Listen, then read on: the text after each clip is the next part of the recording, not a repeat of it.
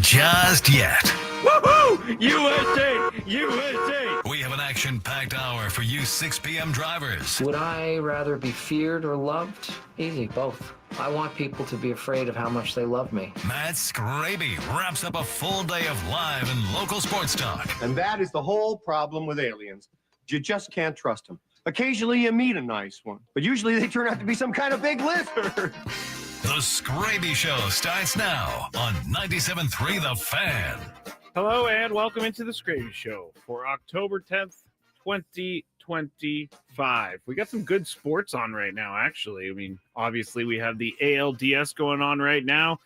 Tarek Skubal has struck out the big dumper with a 101-mile-an-hour fastball, so I'll keep you up to date on that. I believe the Mariners are still leading that game 1-0 after a sacrifice fly earlier in the game. We also have the WNBA finals. It's looking like it's going to go towards the Las Vegas Aces. The Aces, last time I looked, were up a bunch. So if anything happens there, I will let you know. But mostly tonight, we're going to talk Padres. We're going to talk.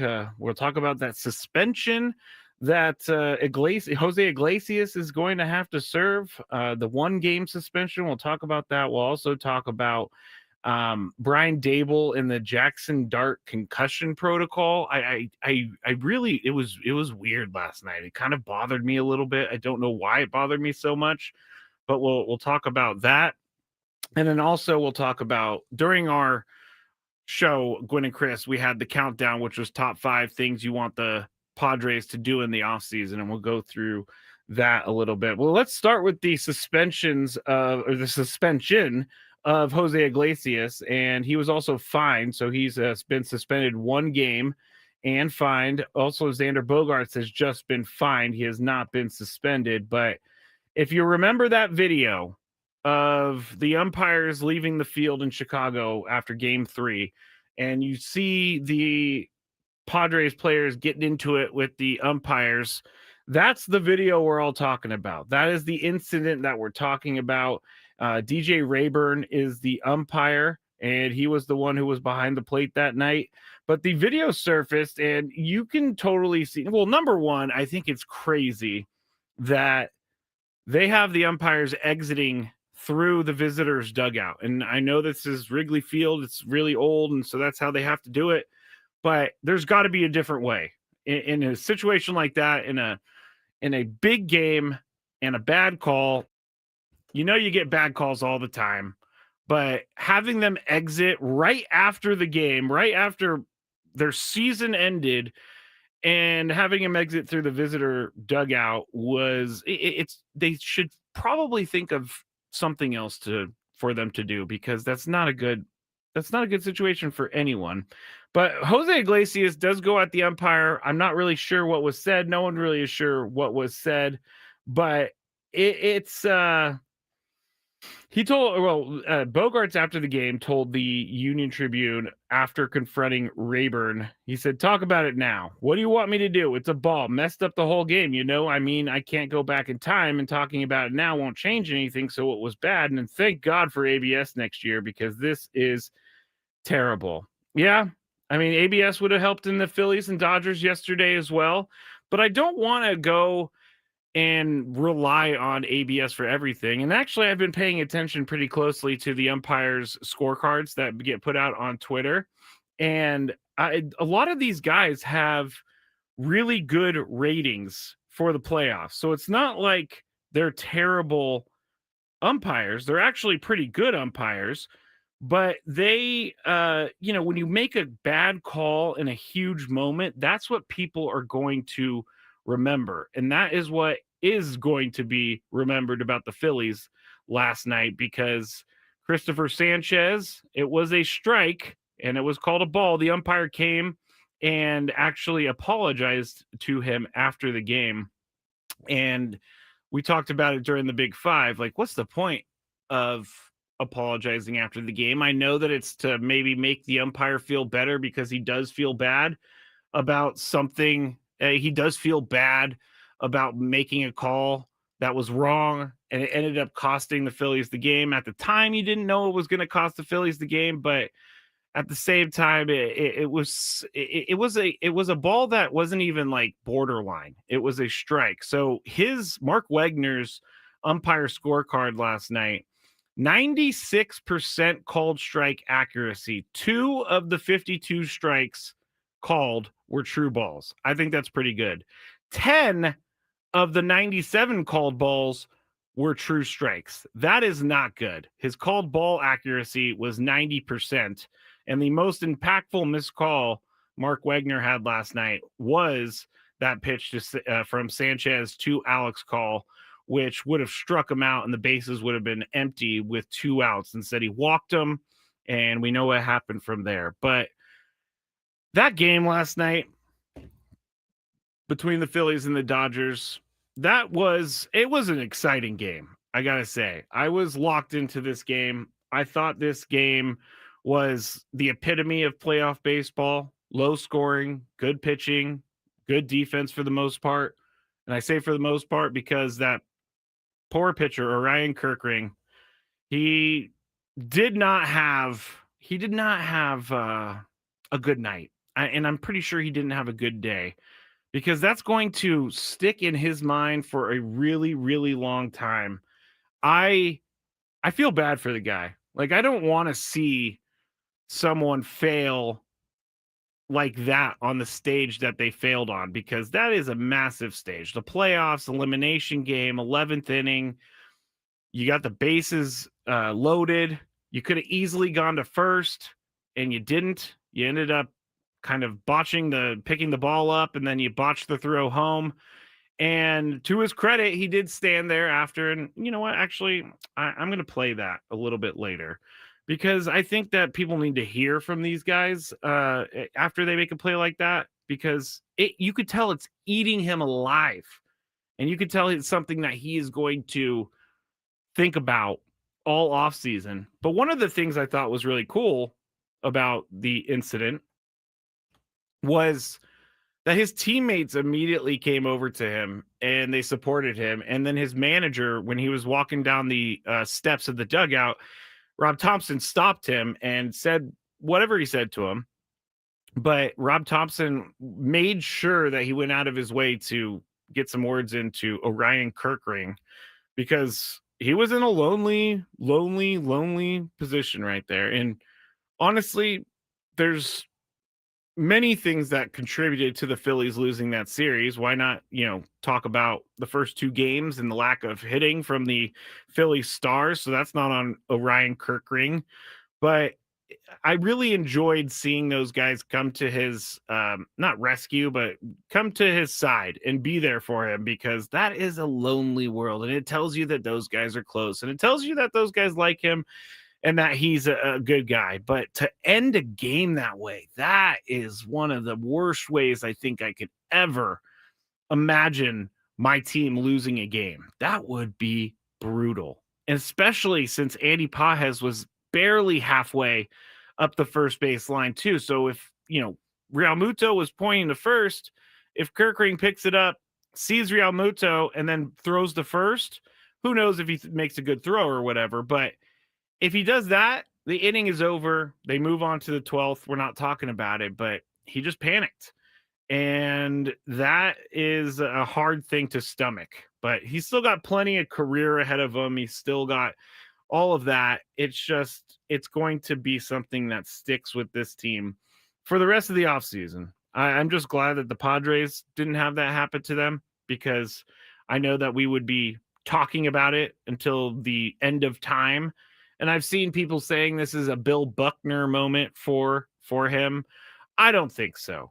I really hope that this is not what this guy is remembered for, because that would be unfortunate to be remembered for one play, just like Bill Buckner. I mean, Bill Buckner had it tough after he ruined the game. And then for the rest of time, people have just been talking about that ruined play. And his career has been summed up by him messing up and losing a game. So I'm hoping that Orion Kirkring is not the same guy. And we're not going to talk about this forever, because I don't think that he deserves to be talked about it forever. Anyway, I'm going to go back to the I started talking about the Padres being suspended, and then I ended up on a Ryan Kirkring. But back to the Padres being suspended and Bogarts being fined. I don't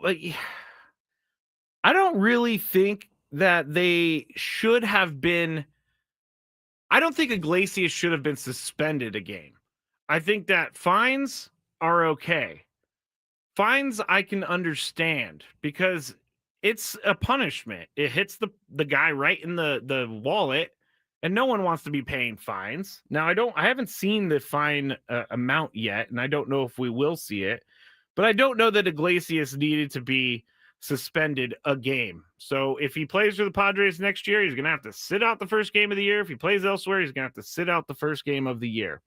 But I have a massive problem, and this year, more than any year, I have become more and more not angry or upset, but I've become more and more aware of the fact that these umpires don't have to talk to anyone after the game. And I think that you need to somehow put these guys in front of a microphone and explain their calls. I don't think that's unfair. These guys are as much of a part of a game and deciding a game as some of the players are. And so if you're going to, like DJ Rayburn, you can see the video of him coming down the steps and he's yelling at Jose Iglesias too. He's not in the clear in this entire thing. Like if you're an umpire, and maybe I'm simplifying it too much and maybe I'm making it something that it's too easy in my head, but if you're an umpire, you just got to walk down those stairs and you should not engage with the team. If your locker room is right off the visitor's dugout, then you walk down and you go into the locker room. I think we've talked about this so many times that I know I don't want to lump all umpires together, but I think that the ego sometimes of the umpires are overshadowing the game. And I know this has been a thing for a long time. We have Angel Hernandez, we had Joe West, we have lots of guys who were, I guess, novelty umpires.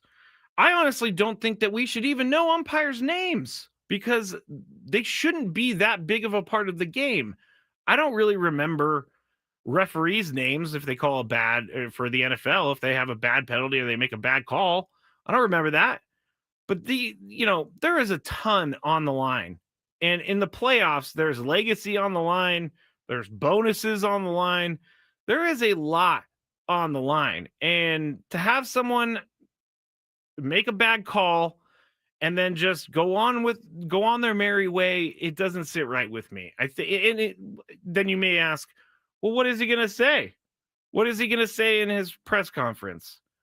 Well, I want to know, why did he call it down? And he told Xander, Tony told me this, that Xander asked him, or he turned to the umpire after the strike was called. He said, "You got that down?" And the umpire said that to Xander, yeah, he had it down because it was a ball. But there needs to be some sort of recourse in my mind about this. I just don't like it. And whatever, it's one game suspension, but still, I think that the bigger problem here for me is that umpires are just go unchecked all the time. They just move on with their day, even if they make terrible calls. Like I can remember a few years ago when the Padres were playing the Marlins, I was on post game. It wasn't even a few years ago. It was actually a really long time ago. I was on post game and Doug Eddings, this is the calm down Trace game where Doug Eddings yelled into the dugout, didn't even know Jay Stingler's name. But that day, I remember Doug Eddings calling the game in a way of, hey, I'm mad at you guys. I don't really want to give you the close pitches, and that should never happen. So when ABS comes in, their teams are going to have two chances, and if they challenge and it's wrong, then they lose their chance, but they keep their chance if they're right.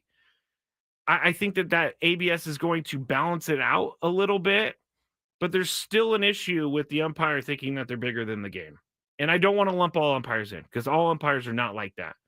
But you got to be able to take the heat if you're going to make a bad call. And you know that those other umpires in the field and at Wrigley Field in Chicago, they all saw that pitch And you know that they all thought it was low, but they're going to defend their guy and they're going to not say anything, but there needs to be more recourse, I think. All right, I'm Matt Skraby. This is the Skraby Show, 97.3 The Fan. It's the bottom of the fourth inning up in Seattle. Seattle still leads 1-0. Tarek Skubal still pitching for the Tigers. He's got 65 pitches. There's one out, and our favorite guy, Jorge Polanco, is at the plate right now for the Mariners. So I'll keep you up to date on that. WNBA Finals is 54-38 Las Vegas over the Phoenix Mercury. So that one, not really close, but we'll keep an eye on it. When we get back, I want to talk a little bit more about Banana Ball, because Banana Ball is sweeping the nation. And Banana Ball is, I think, in danger of something. And I'll tell you what I think they're in danger of when we get back here on 97.3 The Fan. Life surges come.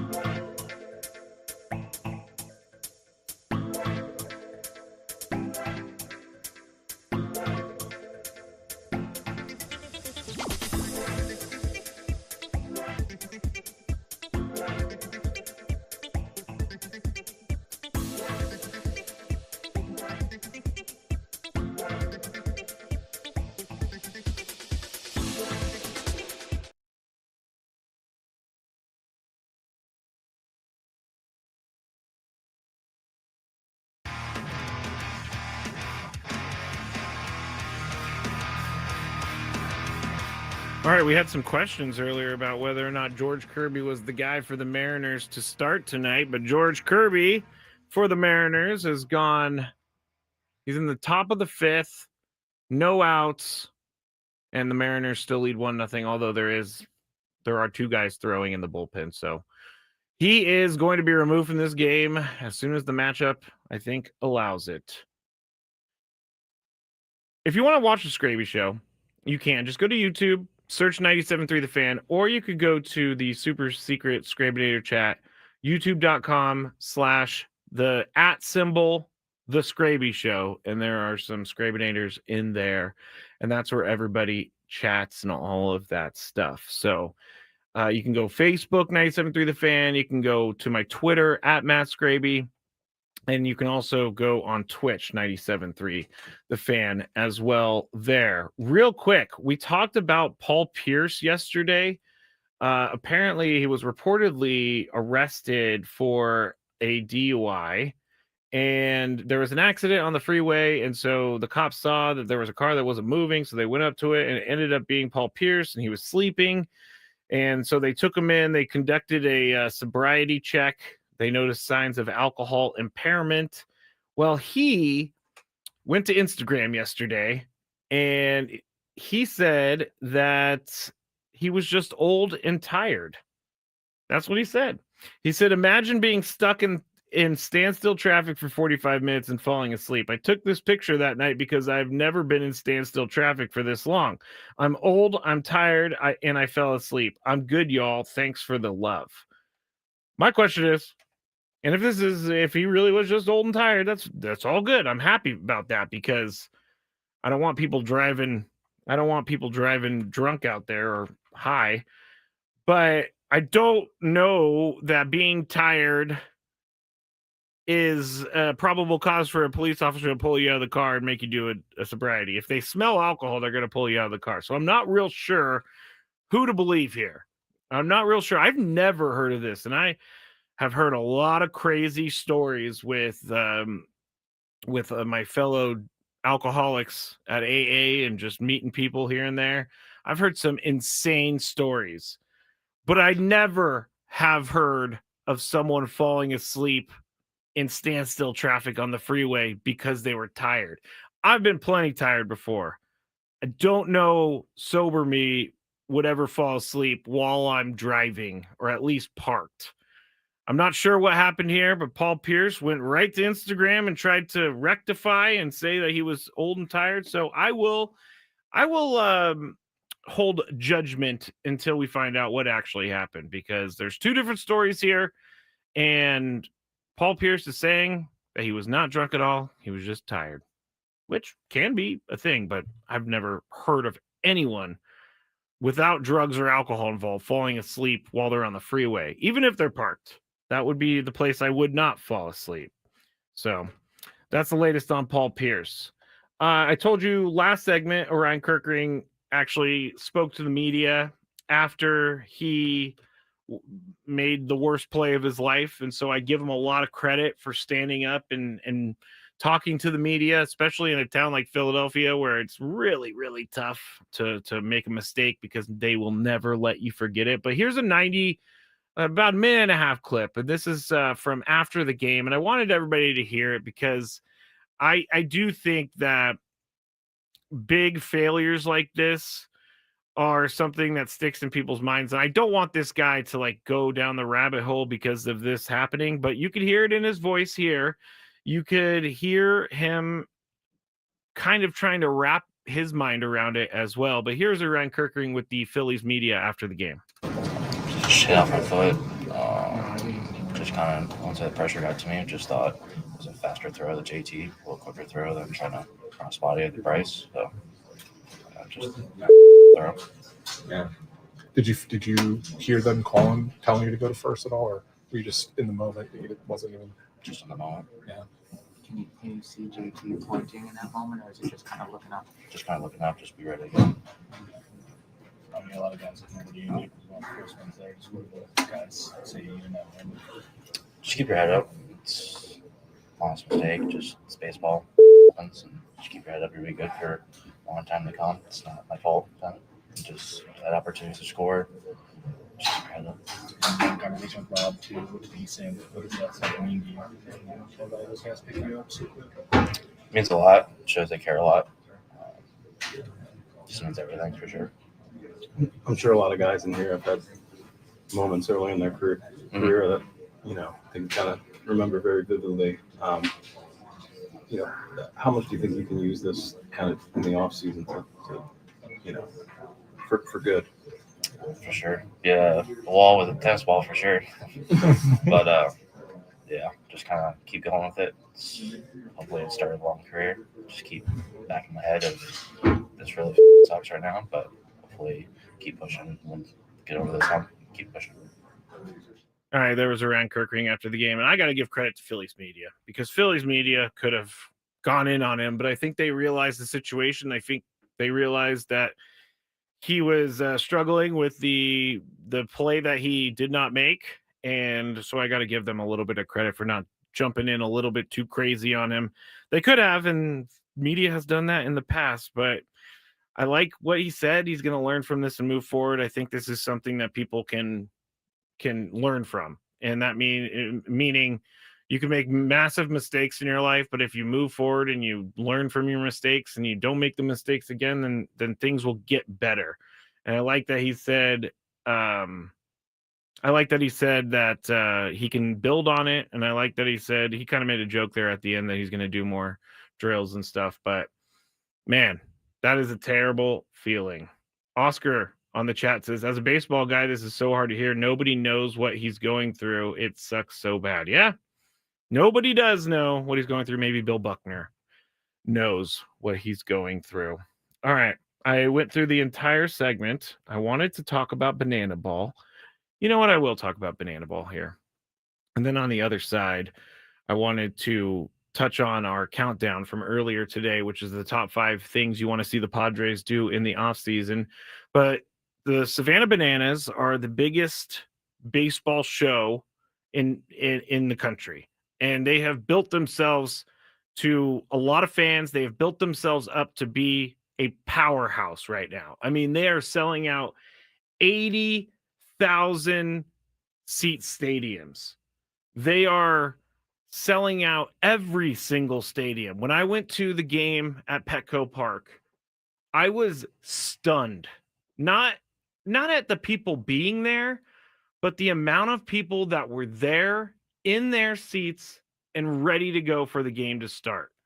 And that shows me what kind of brand or what kind of support they have from a lot of people out there, because Banana Ball is something that people want to go see. It's like I've never been one to go to like shows in Las Vegas or anything like that, but it's like you want to go see the man, this is going to make me sound really old, but you want to go see, what were those guys with the Tigers? I can't remember what those guys with the Tigers, what is their name? Gosh, I can't remember, but everybody knows what I'm talking about, right? The Tiger guys. They were in Vegas for a long time, and they sold out shows all the time. I guess I can go with Wayne Newton too. You want to go see Wayne Newton? Yeah, Siegfried and Roy. Thank you very much, Jacob and Katrina. Those guys, you want to go see them. But here's where I think they are in danger of losing the appeal of Banana Ball. once you expand, which is what they're doing, and make things bigger, I think you lose the small town time feel that most people loved. And I also think expanding and creating more teams waters down the product. Now, when they're traveling around the country and they're doing these things, are the Bananas going to be the team that is playing in every one of these games? Because now I know they have 6 teams and they're expanding to 2 more teams.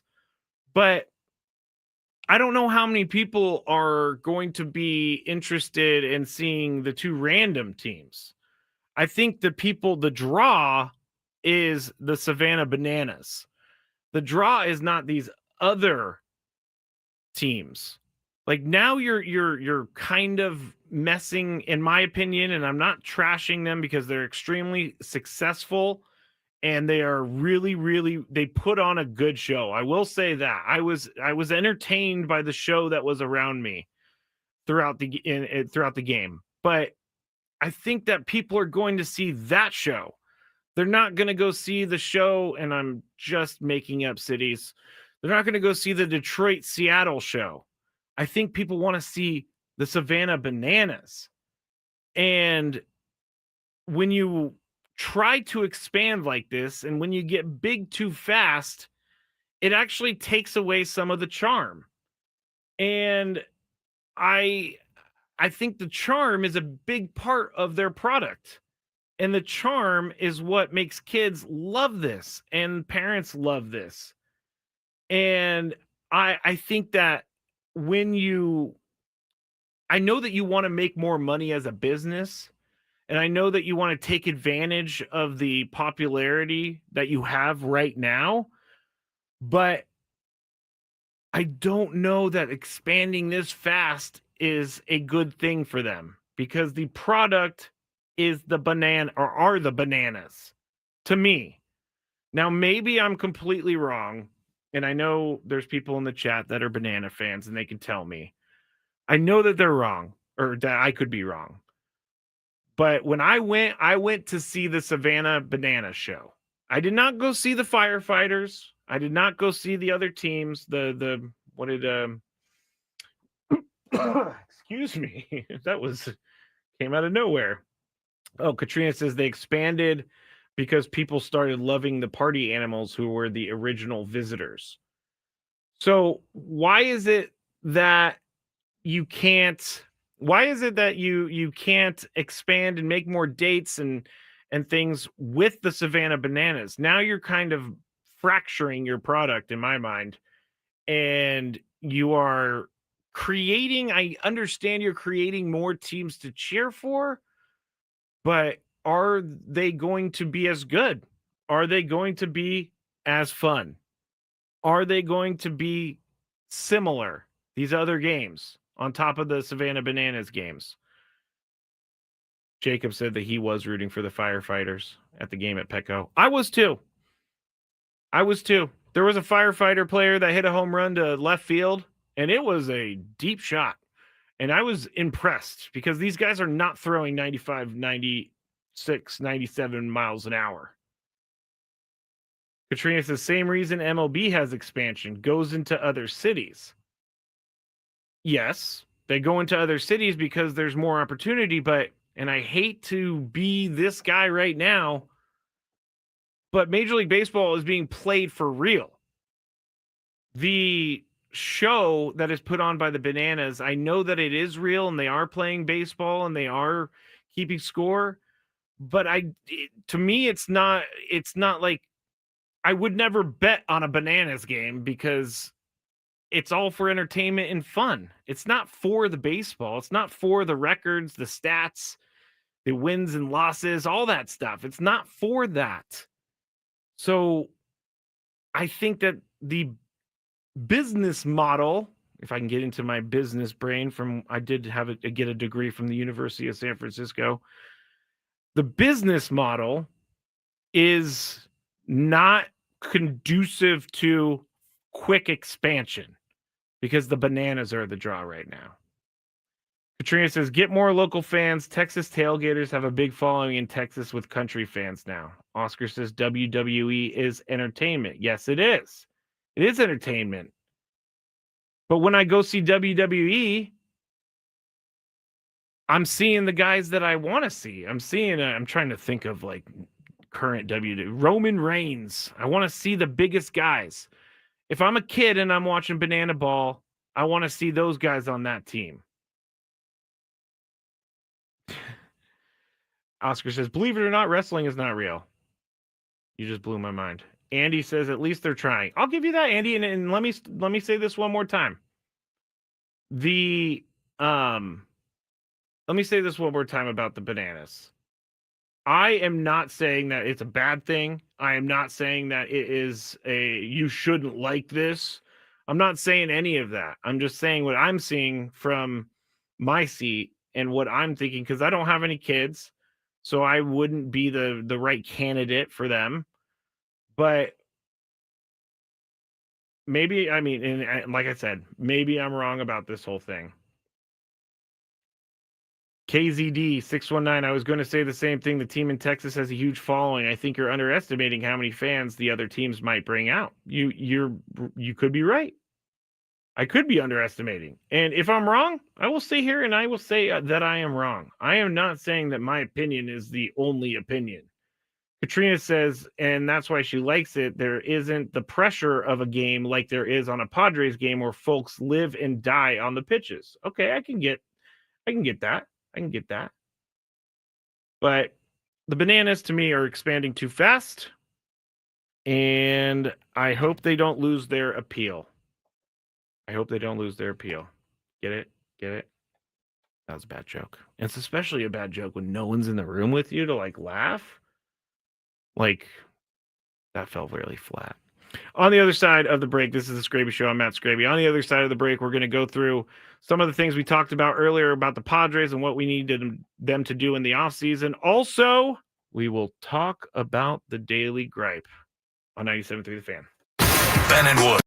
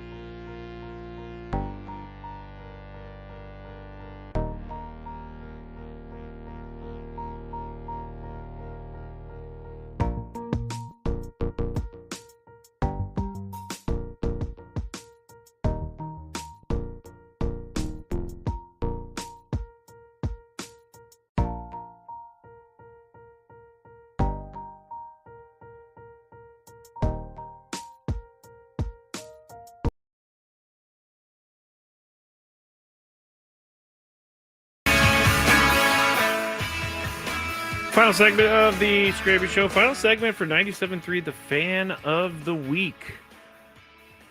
Big things happening in the ALDS between the Mariners and the Tigers. It is what inning is it? Top of the 6th.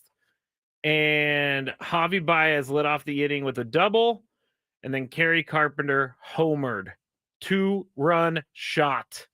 Puts the Tigers up 2-1 with how many outs now? 3, 6, 9, 12 outs to go.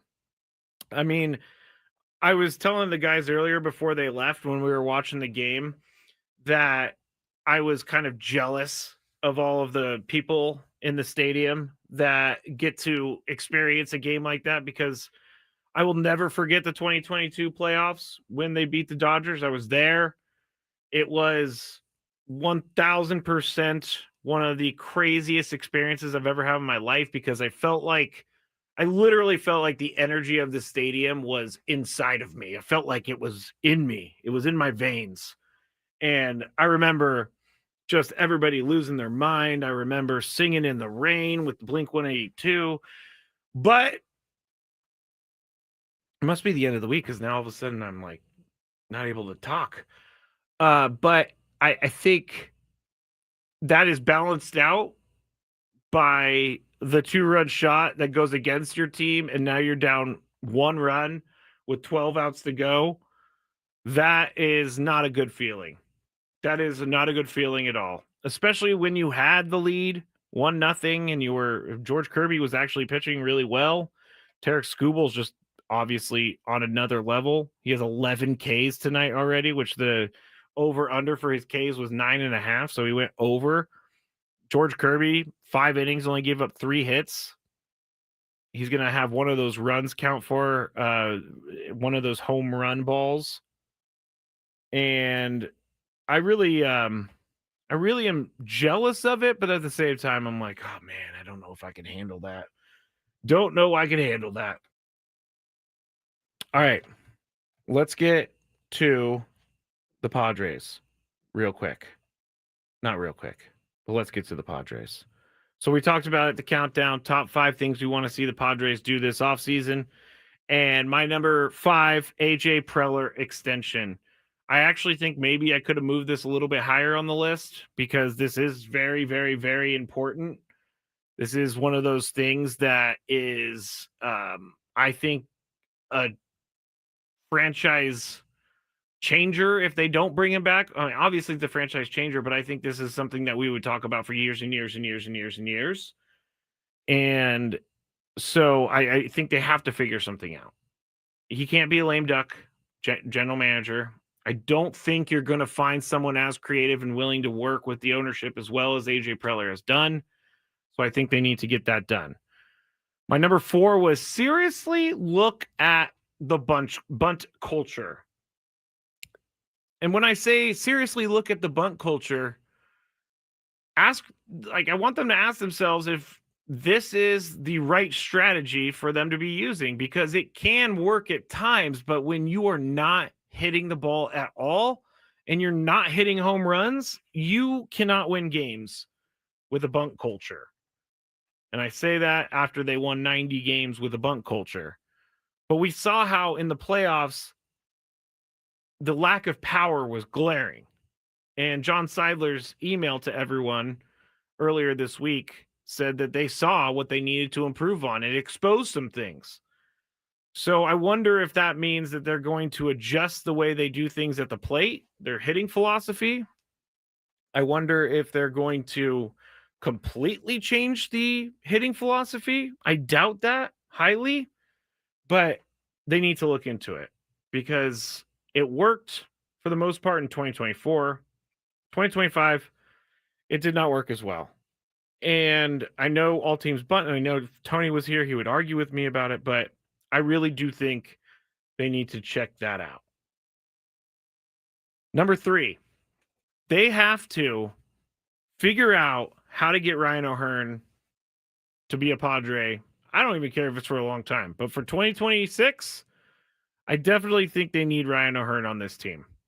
And I know it's going to cost a little bit, and especially if we're, maybe bringing in the Kyle Schwarbers of the world, which I actually don't believe is going to happen, but at the same time, it's fun to dream.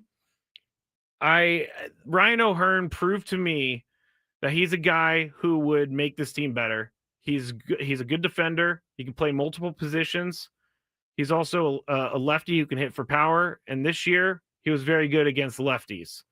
So I think you need to find a way to bring Ryan O'Hearn back because that would help a lot. And Manny Machado did mention him by name. So you know that Manny's going to want Ryan O'Hearn back if he mentions him by name.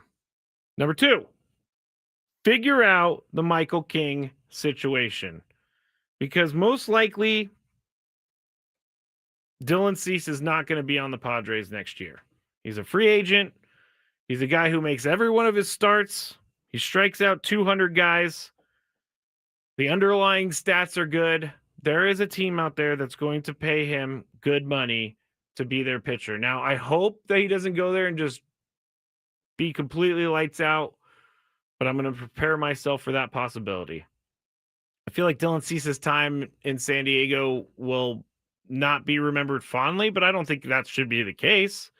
He did struggle this year, but I think there is a lot of value in a guy making every one of his starts and striking out a lot of guys. That's exactly what they want in a pitcher these days. And if he wanted to go deep into a game, he could. He had no problem throwing over 100 pitches in a game.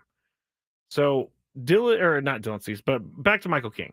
Michael King, I think maybe his value was lessened a little bit this season because he wasn't able to pitch due to injury.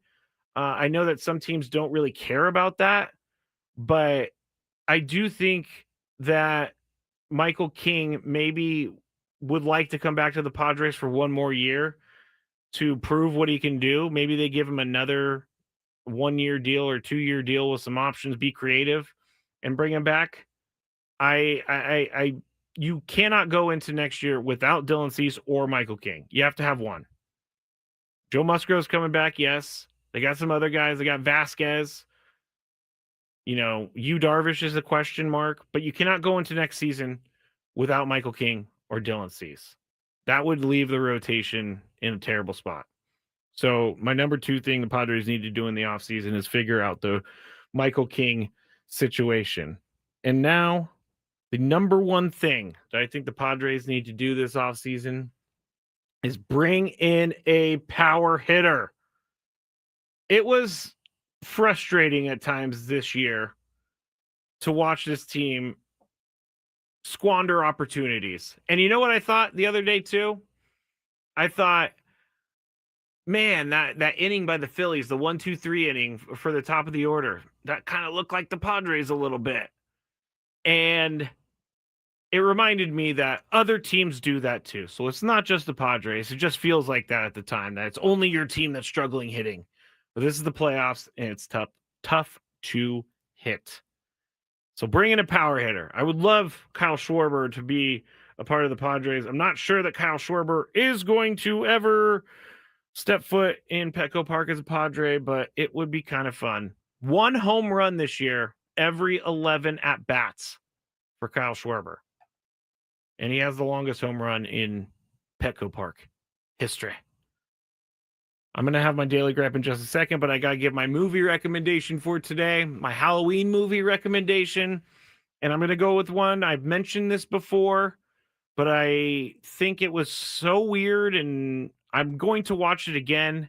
I didn't know where this movie was going. I can't say that it's an actual, quote unquote, scary movie, but there is a lot of scary stuff in it and a lot of weird stuff in it. It's called Strange Darling. And if you don't know what Strange Darling is, just Google it and you'll figure it out. But that movie, I could not figure out what was going to happen next. And it had a Halloween type feel. It's basically about you think one thing and it's actually the other thing. And so that twist, every movie has a twist, I'm not giving anything away, was really good. What's annoying Skraby today? Let's find out. It's time for the Daily Gripe. All right, my daily gripe today is very simple for me. It's called